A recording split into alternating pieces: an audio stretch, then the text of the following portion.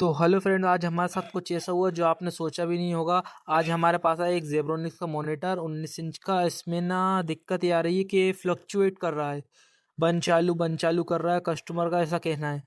तो हमने पावर लगा के देख लिया है, वही कंडीशन है। तब हम इसको ओपन करके देखते हैं इसमें क्या क्या दिक्कत आ रही है। तो वीडियो पे बने रहना शुरू से लेकर लास्ट तक।